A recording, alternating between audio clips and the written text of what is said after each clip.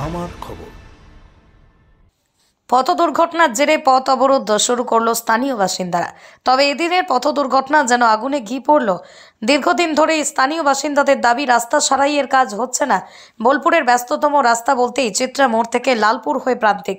এই রাস্তার উপর দিয়ে অনেকগুলো সরকারি বেসরকারি স্কুল রয়েছে, যেখানে কয়েক হাজার ছাত্রছাত্রী পড়াশোনা করে, কিন্তু সেই রাস্তার অবস্থা বেহাল। বিগত কয়েক বছর ধরে বারবার পথ অবরোধ করেও মেলেনি সাড়া। এই বেহাল রাস্তার জন্য অনেককেই প্রাণ হারাতে হয়েছে। এর আগেও আমরা সম্প্রচার করেছিলাম, স্কুল যাবার সময় টোটো থেকে পড়ে গিয়ে আহত হয়েছিল বেশ কয়েকজন ছাত্রছাত্রী।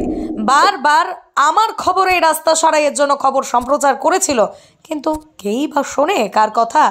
মকরমপুরের এক বাসিন্দা পিঙ্কি ঘোষ, বয়স আনুমানিক 20, সে তার পাড়া থেকে বোলপুরের বাজারের দিকে যাচ্ছিল। বেহাল রাস্তার কারণে ট্রাকে ধাক্কা লেগে পড়ে যায় সে। পড়ে যাওয়া অবস্থায় তার উপর দিয়ে ট্রাকের পৃষ্ঠ করে তাকে।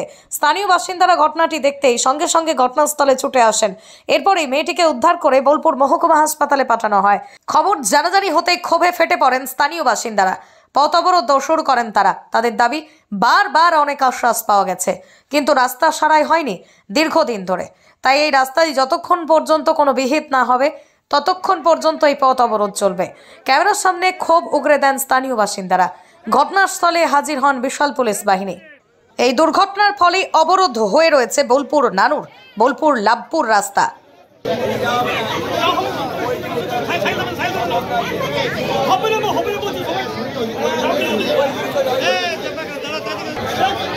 কি ঘটনা ঘটেছে? ঘটনাটা হচ্ছে, আমরা এই কিছুক্ষণ আগে এখানে একটা চায়ের দোকানে বসে চা খেয়েছিলাম। হঠাৎ করে একটা সাউন্ড শুনতে পেলাম, চিৎকারের আওয়াজ।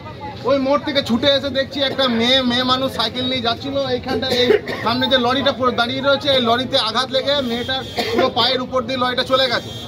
মেয়েটার অবস্থা খুবই খারাপ, ক্রিটিক্যাল কন্ডিশন। তাকে ওই অবস্থাতে আমাদের পাড়ার ছেলেরা, এই বজরঙ্গী এখানে যে ক্লাবটা আছে, এই ক্লাবের ছেলেরা মিলে ওকে হসপিটাল নিয়ে গেল সিএনএ। এখন এই মুহূর্তে আমরা এখানে দাঁড়িয়ে থেকে আমাদের এই একটাই বারবার আমাদের যে অনুরোধ, যে এই আমাদের রাস্তাটা কবে হবে। এই এটা শুধু প্রথম অ্যাক্সিডেন্ট নয়, এর আগেও আরেকটা অ্যাক্সিডেন্ট হয়েছে। বন্ধুমহল ক্লাবের ওখানে একটা ডাম্পারে অ্যাক্সিডেন্ট হয়েছে। তারপরে আগের বারে এখানে অনেকবার টোটো উল্টিয়েছে পরপর করে।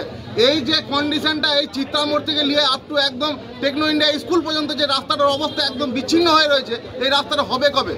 প্রশাসনকে আমরা বলে বলে আমাদের মুখ দিয়ে থুতু বেরিয়ে গেল। প্রশাসন কোনো ভ্রুক্ষেপ দিচ্ছেন না। গতকালকে মমতা ব্যানার্জি সিউড়িতে এসে এই রাস্তার ব্যাপারে উল্লেখ করেছেন যে এত কোটি টাকা স্যাংশন করা হয়েছে, তার রাস্তার কাজ কবে শুরু হবে? আমাদের সাধারণ মানুষের একটাই চাহিদা, আমাদের যেটা নৈতিক চাহিদা, আমাদের এই মিনিমাম মূল্যটা, এই রাস্তাটা আমরা কি করে পাবো? কতদিন ধরে ভুক্তভোগী? বহুদিন ধরে, আজ বছর 3 যে উপর হয়ে গেল, 2-3টে বর্ষা পেরিয়ে গেল, রাস্তা এখনো পর্যন্ত সেই মাটি ঢালছে, ইট ঢালছে, পাথর ঢালছে, জল ঢালছে, এইরকম করে রাস্তা মেকআপ হচ্ছে শুধু। আজকে সকালবেলাতে এসে কড়া পাউডারের মতন মাটি নিয়ে এসে ঢেলে দিল, উপর থেকে খানিকটু গুঁড়ের মতন করে বীজ ঢেলে দিল, হয়ে গেল রাস্তা। আমরা কি এখানে মানুষ বাস, এখানে শুয়োর বাস করছি? আমরা কতবার বলা হবে? এখানে আরো অনেক লোক দাঁড়িয়ে আছে, সবাই এই ওয়ার্ডের বাসিন্দা। কোনো ভ্রুক্ষেপ নাই রাস্তার। দিন রাত ওভারলোডের গাড়ি পেরোচ্ছে, ডাম্পার পেরোচ্ছে, গ্যাসের গাড়ি পেরোচ্ছে। এটা মেন রোড। কত দূর দূর এখানে বড় বড় স্কুল আছে, সেন্ট এরিজা, টেকনো, পাওয়ারলাঙ্গা স্কুল, এদিকে সিএন হসপিটাল। কতবার এই কথাগুলো আমি আগের বড় আমার খবরকে আমিই বলেছিলাম। আমার বাইট আগেও রয়েছে। এইটা কেন ঘটবে বারবার করে? পাড়ার কাউন্সিলর থেকে শুরু করে আমরা বারবার করে সবাইকে রিকোয়েস্ট করেছি যে দয়া করে রাস্তাটা অন্তত করে দিন। আমাদের একটা সাধারণ মানুষের এটা প্রাপ্য। আমাদের যদি এইটুকুই আমাদের যদি সার্ভিস না দিতে পারে সরকার, তাহলে আমরা কি বলবো? আমরা আজকে পথ অবরোধ করেছি, এর একটা বিচার হবে। সবাই মিলে আমরা দাঁড়িয়ে রয়েছি, বিচার না হওয়া পর্যন্ত আমরা রাস্তা খুলবো না। আজকে যা করার আছে করবো আমরা। মেয়েটার অবস্থা কেমন? মেয়েটার অবস্থা এখন সিরিয়াস। ওইটা আমরা এখন এই মতো হসপিটাল নিয়ে যাওয়া হয়েছে, হয়তো আইসিইউতে ভর্তি থাকবে, জানি না কি কন্ডিশন, আমাদের গিয়ে দেখতে হবে। অবস্থা খুবই সিরিয়াস। হয়তো উনি মাঝে তো আশা করছি, এটা চাই না এটা না হোক। একটা মেয়ে মানুষ, তার জীবনের দাম আছে, মূল্য আছে, কিন্তু এই মূল্যবোধটা হয়তো সরকারের নেই। আমাদের জীবনের কোনো মূল্য নেই সরকারের কাছে। ওই জন্য মুড়ি মুরগির মতন মানুষ মরে যাচ্ছে। সরকারের কোনো আমাদের প্রতি কোনো চিন্তা নেই। ভোটের সময় ভোট হবে, ভোট নেবো, বাস, খেলা শেষ, তারপরে আমাদের কাছে না কেউ।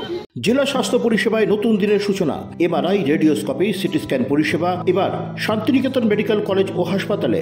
পাওয়া যাচ্ছে অত্যাধুনিক ব্লাড ব্যাংক ও প্যাথোলজি ল্যাবের সুবিধা রয়েছে। 10 টাকায় ডাক্তার দেখানো এবং ওষুধে 62.5% পর্যন্ত ছাড়ের সুবিধা। তাই আর দেরি কেন, আজই আপনার প্রিয়জনের চিকিৎসার জন্য আসুন আন্তর্জাতিক পরিকাঠামো আর অত্যাধুনিক প্রযুক্তি নিয়ে গড়ে ওঠা শান্তিনিকেতন মেডিকেল কলেজ ও হাসপাতালে। দেখতে চোখ রাখুন আমাদের ফেসবুক ও ইউটিউব চ্যানেলে।